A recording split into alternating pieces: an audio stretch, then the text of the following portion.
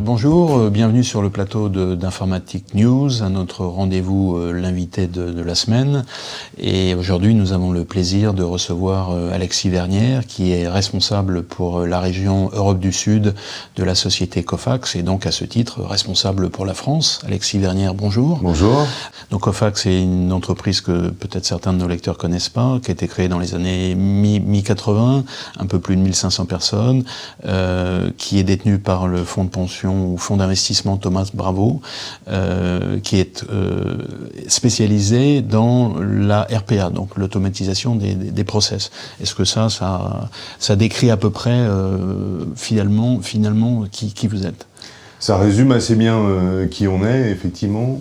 On peut noter aussi qu'on a une vraie présence internationale depuis tout ce temps-là. La RPA, plutôt que de parler de RPA, qui est un de nos domaines d'activité, c'est l'automatisation et la digitalisation des processus de l'entreprise dans leur ensemble que l'on vise sur le marché. Alors, justement, vous avez utilisé, enfin, moi aussi d'ailleurs, le sigle RPA. On comprend assez bien ce que c'est la robotisation dans les usines. On l'a vu depuis 40 ans, des robots qui fabriquent des voitures ou n'importe quel équipement. Donc ça, c'est assez simple à comprendre.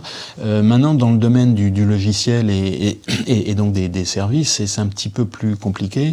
Est-ce que vous pourriez nous dire en quelques mots, finalement, ce que c'est la RPA, sachant que on a déjà entendu parler de choses qui semblent un petit peu comparables. On a parlé de BPM, on a parlé de gestion des workflows. Donc, est-ce que c'est vraiment quelque chose de nouveau, de différent? Et si oui, quelles sont les technologies qui sont utilisées pour cette fameuse RPA?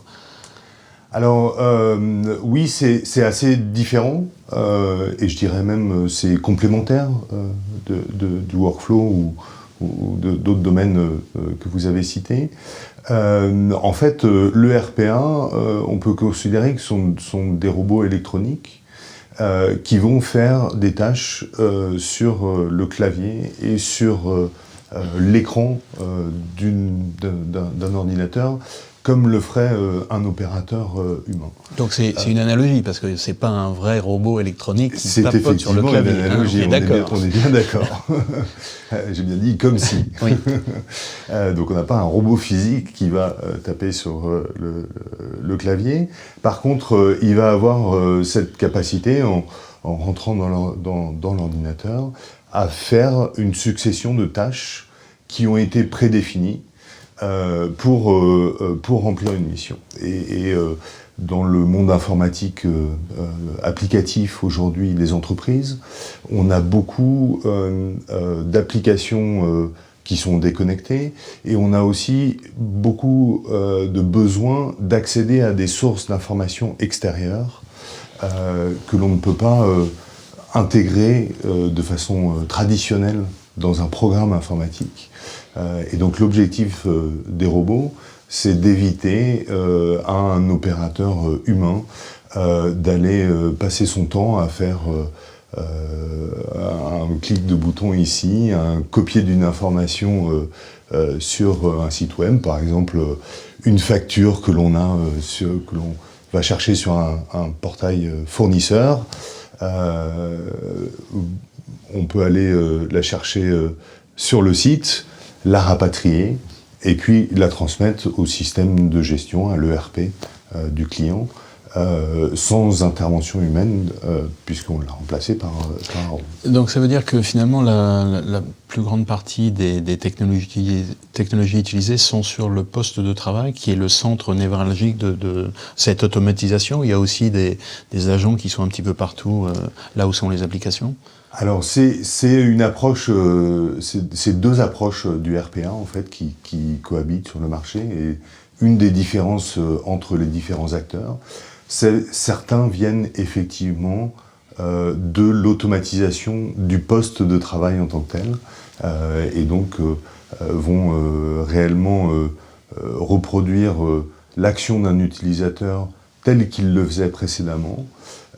D'autres, Ecofax pour ne pas les nommer, viennent plutôt du monde de l'automatisation du processus dans son ensemble, et vont avoir cette capacité à tourner de manière cachée pour l'utilisateur, en back-office en quelque sorte, et lui apporter les résultats qu'il attend pour pouvoir faire son travail, qui est de prendre une décision.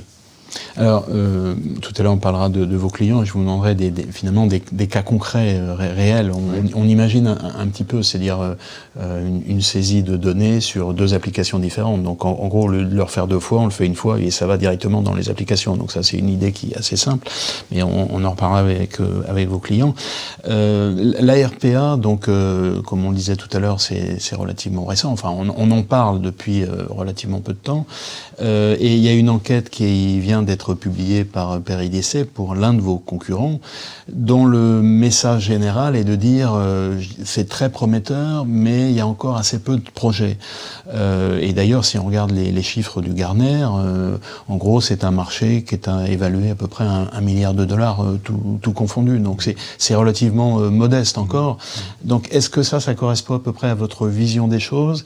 Et deuxièmement, est-ce que vous pensez que c'est quelque chose qui va finalement exploser parce que on comprend assez bien toutes les utilisations potentielles de cette automatisation, ou est-ce qu'il y a encore des freins qui feront que ça aura du mal à se développer aussi rapidement qu'on pourrait l'espérer? Je pense que c'est une description qui est assez fidèle de l'état du marché aujourd'hui, c'est-à-dire que effectivement ça fait 2 ans, peut-être 3 ans que ce marché s'est vraiment constitué en tant que tel, a commencé à être regardé par les analystes, à être bien identifié des clients. Aujourd'hui, on atteint une des limites du RPA qui est, comme je le décrivais, il automatise des tâches unitaires quelque part. Et donc, effectivement, les clients ont fait des expérimentations, ont trouvé des cas assez simples dans lesquels ça marchait très bien, des cas un petit peu plus compliqués dans lesquels ça marchait toujours bien, sur lesquels le retour sur investissement est parfois plus difficile à établir, mais surtout se sont rendus compte que l'ARPA seul ne pouvait pas suffire.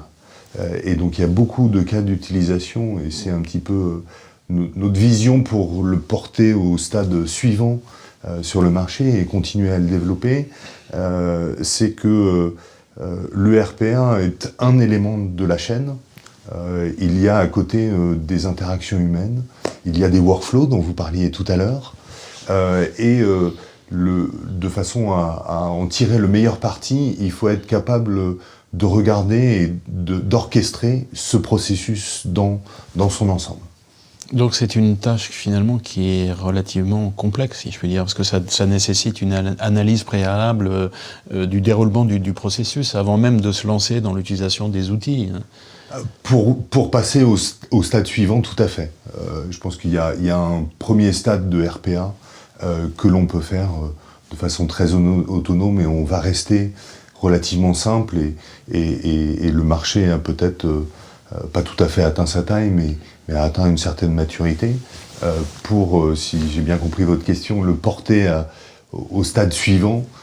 Effectivement, ça demande de regarder son processus dans son ensemble. Et alors précisément, cette complexité, elle ne doit pas être abordée avec un certain nombre de partenaires. Je pense à des grands intégrateurs, des gens comme ça, qui vont aider les clients à mettre tout ça en musique. C'est un peu comme ça que vous fonctionnez? Avec des intégrateurs et avec une maîtrise d'ouvrage au sein du client qui va effectivement être capable de regarder le processus dans son ensemble et comment changer son interaction, tant en interne que vis-à-vis de ses propres clients finaux. Mais alors, donc, je disais le message général de cette enquête, mais finalement qui était un petit peu contrebalancé par la compréhension qu'en avaient les gens qui sont interrogés, qui sont assez, qui pensent que ça peut apporter pas mal de choses. Enfin, pas mal avec tous les avantages qu'on peut imaginer, ça dégage du temps pour faire des choses plus. Ça, c'est le message qu'on sort en permanence, mais pour faire des choses plus qualitatives, ça fait baisser les coûts. Enfin, ils ont bien conscience des avantages, mais malgré tout, c'est un peu ce que vous expliquez, donc pour passer à cette RPA 2.0, si je puis dire, il faut organiser tout ça de manière un petit peu plus sophistiquée. C'est un peu ça le message. C'est un peu ça le message. Alors, entrons aussi avec vos clients pour savoir ce qu'ils font vraiment avec vos solutions. Est-ce que vous pouvez en citer un ou deux et nous expliquer concrètement ce qu'ils font avec vos outils? J'ai envie de vous prendre deux exemples qui montrent quelque part les deux phases justement du RPA dont on vient de parler. Le premier, un client qui a fait un projet de pure automatisation d'une tâche manuelle de ses salariés. C'est la banque du constructeur Peugeot. Ils avaient une problématique qui était assez simple. Quand un client veut rembourser un crédit en cours de route, en cours de contrat, il peut demander sur le site web d'avoir un état de son remboursement. Et en fait, cette demande est envoyée par email au service client de la banque, qui ensuite doit passer dans une application, récupérer les informations, produire le relevé et le transmettre au client. Ils avaient deux problématiques fortes. Une, c'est que toute cette succession d'opérations dans différents systèmes prennent alors ce conseiller du service client environ une trentaine de minutes. Donc nécessiter une intervention humaine à chaque interaction. À chaque étape, oui, tout à fait. Pour aller rechercher la demande du client, ensuite aller dans un système différent, à travers plusieurs écrans pour trouver l'état du compte, demander son impression virtuelle, et puis ensuite répondre au client par un canal similaire à celui qu'il avait utilisé pour vous contacter. Des tâches qui n'ont pas beaucoup de valeur, on peut bien le comprendre. Assez peu de valeur, d'autant moins que par l'historique de l'évolution de la société, c'est une tâche qui se retrouve entre les mains du service client, qui est censé être source de conseils et de services pour ses clients. Donc c'est vraiment une tâche très basique qui n'est pas dans le cœur de l'objectif de la personne qui va... D'accord, ça on comprend très bien, et en plus c'est source d'erreur, évidemment, parce qu'à chaque fois qu'il y a intervention humaine, il y a erreur potentielle. C'est source d'erreur, qui est source de frustration pour le client à l'autre bout de la chaîne, source de délai, parce que comme c'est pas sa mission principale, il l'a fait au moment où il est disponible pour le faire, et non pas directement. D'accord, donc ça pour le coup c'est assez clair, assez compréhensible. Alors maintenant la deuxième étape, si je puis dire, ce serait quoi? Alors la deuxième étape, c'est une branche de la Société Générale qui voulait faire un pilote un peu innovant. Au départ, en fait, ils nous ont contactés en pensant uniquement RPA, donc robotisation d'un processus, qui concernait l'ouverture de compte. Donc, quand on ouvre un compte dans une banque, elle a un certain nombre de recherches à faire sur la personne qui veut ouvrir son compte pour respecter ce qu'ils appellent dans leur métier le KYC. Je ne sais pas si c'est un vocable qui est clair pour tous vos auditeurs. On imagine c'est un ensemble de... KYC, ça veut dire Know Your Customer. Donc les banques sont obligées de vérifier l'identité de la personne, que c'est quelqu'un qui ne fait pas du blanchiment, qui ne fait pas du trafic, des trafics divers et variés, etc. Et donc il y a des sources de données extérieures à la banque qui peuvent la renseigner sur les différentes personnes, et ils ont une obligation de faire des recherches pour être sûr que la personne qui vient ouvrir un compte peut y avoir droit. Et donc, au départ, ils pensaient juste utiliser des robots pour, à partir du nom de la personne, aller demander cette information. Mais en parlant avec eux, on s'est rendu compte que ça faisait partie d'un processus de souscription qui était beaucoup plus général. Et une des frustration, si je peux utiliser ce terme, de leurs clients, c'est que ils vont sur un site web demander les conditions d'ouverture d'un compte. Ensuite, ils doivent passer à l'agence, donner une copie de leur pièce d'identité. Et puis ensuite, la banque va rechercher ces informations aujourd'hui avec des opérateurs, demain avec des robots. Et à chaque étape de ce processus, il y a une rupture. Et donc le client ne sait pas où en est son dossier et il n'a aucune visibilité sur l'ouverture du compte. Alors, j'ai caricaturé évidemment le processus, je l'ai simplifié, mais l'idée c'est que le client, depuis le portail web sur lequel il est en train de demander des conditions, pourrait très bien transmettre sa pièce d'identité avec une photo prise sur son mobile par exemple, que notre logiciel va extraire l'information pour lui éviter d'avoir à saisir son nom, sa date de naissance, son lieu de résidence qui sont déjà présents sur la pièce d'identité, lancer les robots qui vont faire ces recherches, et puis, en fonction des options qu'on aura choisies, piloter un workflow, parce que peut-être que la personne qui doit valider l'ouverture de compte, si on demande un découvert de 500 € ou si on demande un découvert n'est pas la même, etc., etc. Voilà. Donc c'est bien toute l'orchestration complète, en fait, qui, in fine, permet réellement à la banque d'être très innovante sur sa façon de gérer le processus de souscription. Bon, très bien, donc ça c'est effectivement, on comprend bien les deux processus. Dernier point, est-ce que vous pensez finalement que, comme vous le disiez, ce deuxième client-là, il pensait faire quelque chose de simple et vous l'avez amené à faire quelque chose de beaucoup plus complexe. Est-ce que vous pensez pour vous c'est une opportunité ou est-ce qu'au contraire, le fait de commencer simple et puis de se lancer dans des choses un peu compliquées, le client il va se dire « oh là là, dans quoi je m'aventure ?»